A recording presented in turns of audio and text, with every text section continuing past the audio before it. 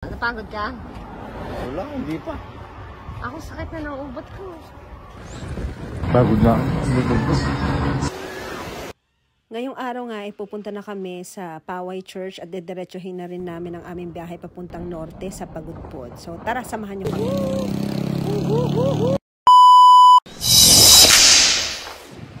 Ngayon nakikita niyo yung nasa likod ko, di ba? Ang ganda. Yan yung San Agustin Church. Matatagpuan yan dito sa Poway, Ilocos Norte. O, di ba? Nasa norte na tayo. Kanina nasa Vigan lang tayo.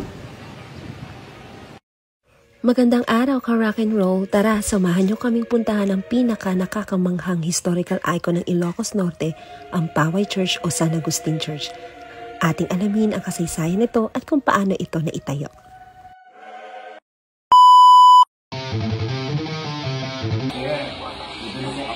Maaga nga kaming umalis sa aming tinuluyan dito sa Vigan City para pumunta ng Ilocos Norte. Saan pupunta? Pang kami dyan norte pagbiit.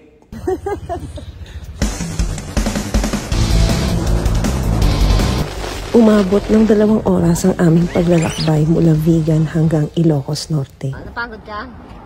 Wala, hindi pa. Ako sakit na ng ubat ko. Gumatangak man! Gumatangak man!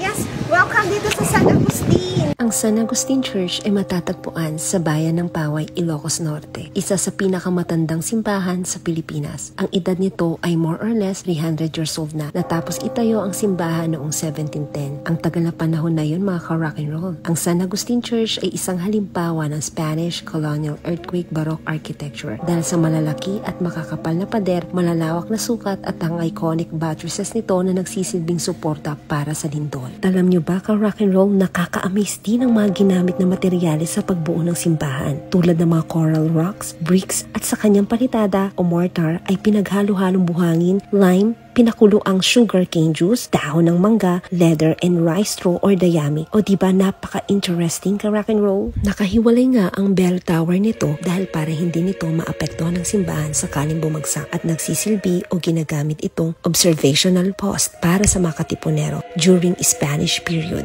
at mga guerrilla naman noong World War II. Alam niyo bang pinapatunog nila ang kampana para bigyan ng babala ang mga tao na may mga kalaban o kaaway na susugod o dumarating. At noong year 2000, sa kanilang paghuhukay sa loob ng simbahan, nakakita sila ng mga sinaunang kalansay ng tao at ilang piraso na seramika. At ito nga ay nakalagak o nakalagay sa Pambansang Museo ng Pilipinas. At dahil sa napakalalim na kasaysayan at pambihirang estilong pang-arkitektura ng simbahang San Agustin ay isa ito sa 4 na simbahang barok ng Pilipinas na napabilang sa talaan ng pamanang pandaigdig ng UNESCO noong 1993. After nga dito sa Poway Church, diretso naman kami ng norte. Doon naman tayo pumunta sa Pagudpod. So, biyahe na kami. Tara samahan nyo kami sa aming paglalakbay papunta sa Pagudpod. Galing kami ng Baguio City at nagstay kami ng isang gabi sa Vigan. Ngayon dapat ang uwi namin sa Baguio pero sabi nga ng aking bossing, diretsuhin na lang namin ang pagbabiyahe papunta ng Pagudpod. At doon na lang namin salubungin ang bagong taon. Stop over muna kami dito sa Jollibee. Alright, name palang bida na. Somewhere dito yan sa Bacara, Ilocos Norte. Yes, ka rock and roll. 20 pesos lang ang kanilang fried chicken. Samahan nyo pa ng 10 pesos na rice sa halagang 80 pesos. Nakakain na kami ng aking bossing. With matching soup pa yan na napakasarap.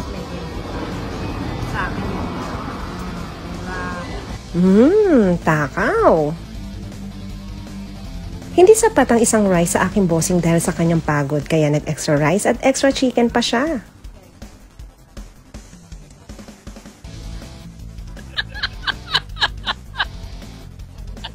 Masakit nga ang kanyang likod dahil malayo-layo na rin ang aming nararating.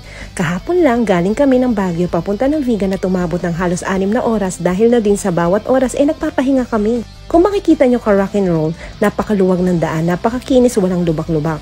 Hahaha, ang ganda ng kalsada dito sa Ilocos Norte. Sana all ng kalsada ganito. At halos wala nga kaming nakakasalubong na sasakyan. Ang sarap mag-ride pag ganito. Marami rin ang mga nagtatanong kung naka-big bike kami.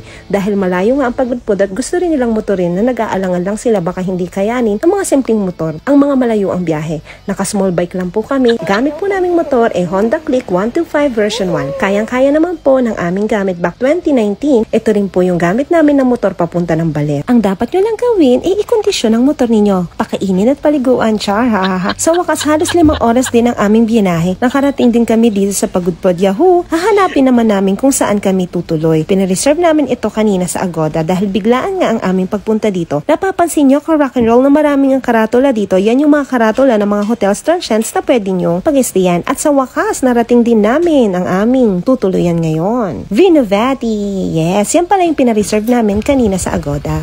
Sige, bossing, ipark mo na ang iyong motor at titingnan natin kung ano meron sa room nila. Tara, akyatin natin kung anong meron. Akyat. Sa 4th floor pala, matatagpuan ang aming tutuluyan. Sige, akyat lang kuya. Akyat. At eto na, charan! Ito pala ang pinareserve namin sa Agoda sa halagang 1,300. Siyempre, ang una kong pupuntahan ay yung balcony nila kung anong makikita. At siyempre, makikita natin ang Saud Beach. Alright, ang ganda. Yan, sa halagang 1,300, meron silang TV. Pero hindi kami manonood ng TV. O, diba? Meron din silang maraming books. O, yan. Diba? Parang bahay lang talaga. Napaka-homey ang dating. Siyempre, malaki yung room. May kama sila, natural. Talagang kailangan natin yung kama mamaya. Charot. At ito, meron silang aircon. At meron silang hot and cold shower. O diba, pwede na yan sa halagang 1,300. Nasa inyo yan ka rock and roll kung gusto nyo magstay dito sa Vinovati o sa mga ibang pag-i-stayan. Marami naman pagpipilian. Yung iba mahal, yung iba naman, may kamurahan. Yon, nasa inyo na yon. Tinignan naman namin kung ano yung makikita dito sa baba. At ito nga ang restaurant na bukas ngayon dito. Kasi nga mamaya, bagong taon na. Kaya yung mga ibang restaurant dito, sarado sila. O diba, gusto rin nilang ma-celebrate ng New Year kasamang kanilang pamilya. So hanggang dito na lang mga ka-rock and roll. Maraming salamat sa panonood. Hanggang sa muli. Yan pala yung Saud Beach.